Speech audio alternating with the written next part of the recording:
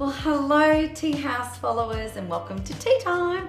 And today we have the fabulous Lyndon here with us from Eat Up. We have a little conversation about what he does.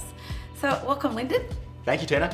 Thanks for being here. And here's cheers to a cup of tea. Absolutely. Yeah, what are we Thank you having? very much. We're having green tea. Green tea. Green tea, here it is. So tell me a little bit about Eat Up. What's it all about? Sure, it's a very simple premise what we do. So we make free lunches for disadvantaged school kids who would otherwise miss out. It all began actually in Shepparton, which is my hometown in country Victoria. One day after I read a local newspaper story about kids in town who were regularly being sent to school without anything at all from home and were going hungry at lunchtime. And I just had no idea. I just assumed in a country as lucky as ours that all kids would have access to a lunch. And when I read it, I just wanted to help and just had the very basic idea that what if I made some extra lunches at home and took them in. Oh, that's so fantastic. So how old were you when you did that? I How old were you I was 25, so it was in 2013. Yeah, I was living with mum and dad, so I raided mum's pantry for all of the ingredients and bought some extra bread. And did she say to you, what are you doing? She was a little bit suspicious to see the cling wrap was running out so quickly. But oh my God. she was pretty much the first volunteer in terms of helping me out and getting some other mates. So we made 100 sandwiches for each of the two schools together and dropped them off.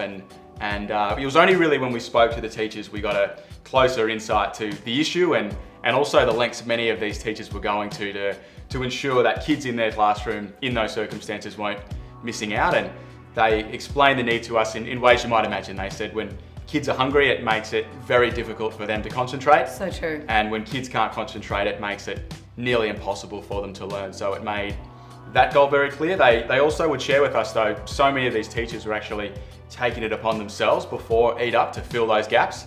And that meant they were often spending money from their own pockets and making lunches. Bringing in sandwiches for the kids for school. Yeah, making lunches the night before a school day or doing so sort of on the fly at lunchtime, which is their only chance for a break.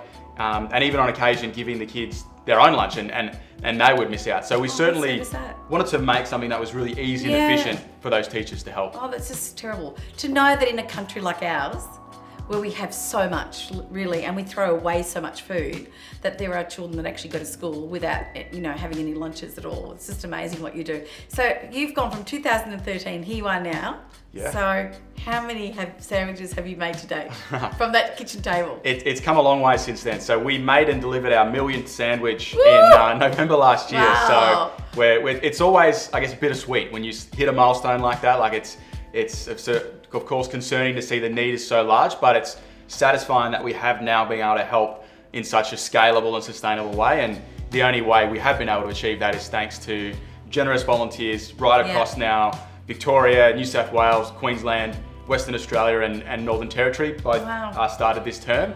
And it's just people who love where they live, want to get hands on, make a difference. We get together, we make some sandwiches and that's really all it takes to make sure. So how many people do you have actually working in the organisation? So in terms of our team, there's 14 of us across the different areas. 14 and you cover all those states. Yeah, and the sandwiches, right? We run pretty lean. 2 of us are full-time. Yeah. The remaining 12 are part-time, and we just do the best we can. So each state has their own paid driver facilitator. Right. So that individual facilitates, hosts the sandwich making events, which we do on-site with either workplaces or general public groups or schools who volunteer with us.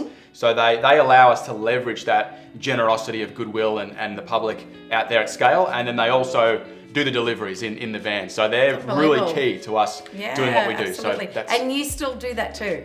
I do it as often as I can. I do a little bit less of it. We've got more help since then, but it's the part of what we do that I love most. Like getting hands-on, getting tangible, getting to meet people who are helping us and getting to see the teachers and the schools and seeing the amazing impact that they have. Oh, it's fantastic. And you've had some really positive feedback from the schools about how this is working for them? Yeah, it has been really encouraging to see the schools get that feedback and know that it's working and making a difference. Making a cheese or a Vegemite sandwich is a very simple life. Yeah, it's a very simple thing to do, but to see the flow-on effects in terms of having a full stomach, being able to properly engage in the classroom and not stand out in an unpleasant way for not having lunch. I can imagine some kids might get bullied, like, where's your lunch today? Yeah, it's not a nice way to stand out, is it? So just to give the kids that confidence to, and what I like, just sometimes we'll drop off around that lunchtime period, and So we will sporadically get to see some of the kids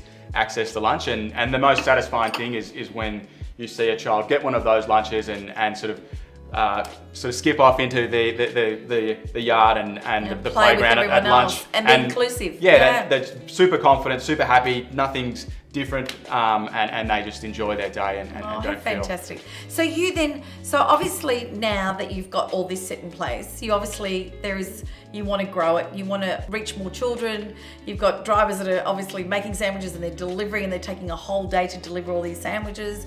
Where do you want to take this now? What's the next level for Eat Up? Our goal, since we became familiar with some national statistics around kids and food insecurity, so 1 in 5 kids has experienced food insecurity in the past 12 months, which is a really concerning statistic. And wow, when we it's a big number. heard about that breadth, that's when the goal of supporting on a national level became our driving goal. So we've been able to get closer towards that. We've got more growth to go yet, but thanks to the generosity of the community and getting hands-on, we've got a lot of belief that we can have that impact. Right. And then once we've got that breadth, our hope is that we can go a little deeper with our impact. So admittedly, a sandwich or lunch, it's a band-aid solution, I suppose you could call it, for that day. Yeah. But if we can in time learn how to more accurately address the root causes and make the number of kids arriving at school hunger fewer, we'd like to have a bigger impact. So you'd like to go more in depth into it as well, which is really fabulous. So not just provide the sandwich, but actually try and find the root and the cause.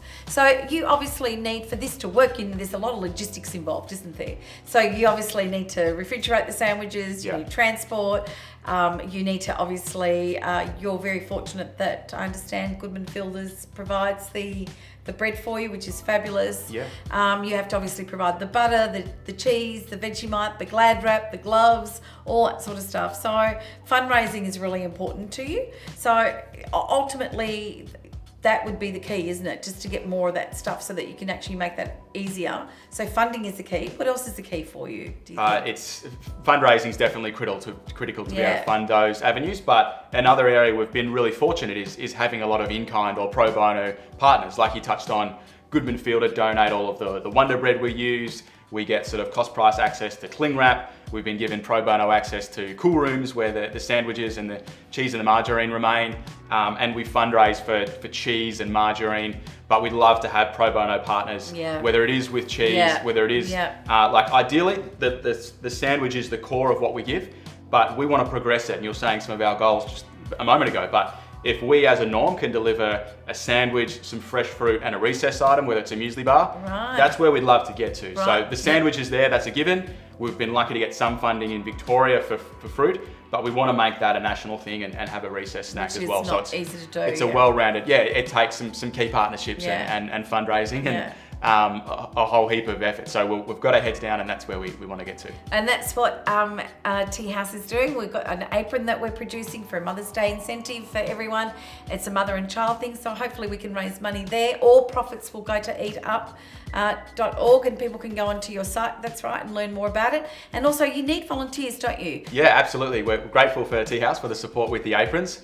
And in terms of the volunteering, that's how it makes the wheels turn for us. And what we do, we host volunteering events with workplaces on site with them, at other schools who want to get hands-on. It's a great way for students to get familiar with the broader issue in the community and how they can tangibly help. And also the general public. So we events that have 20 people, a group that size can make 1,000 sandwiches in an hour now, pretty comfortably once we get the room ticking along. So that we're really excited about that. The big general public ones, we often have over 100 people on those days and make upwards of 5,000 sandwiches at those. So it's a fast, fun family event. We try and keep like a tone of positivity and optimism. The volunteers, that's what allows us to make a difference and have an impact. So we're always on the lookout for supporters and volunteers. Well, fabulous. Well, thank you so much for coming today. That was so exciting to hear all about what you've done with this organisation. And I wish Eat Up all the very best. I look forward to seeing their growth. So cheers. Excellent. Thank you for having me. Thank you for coming.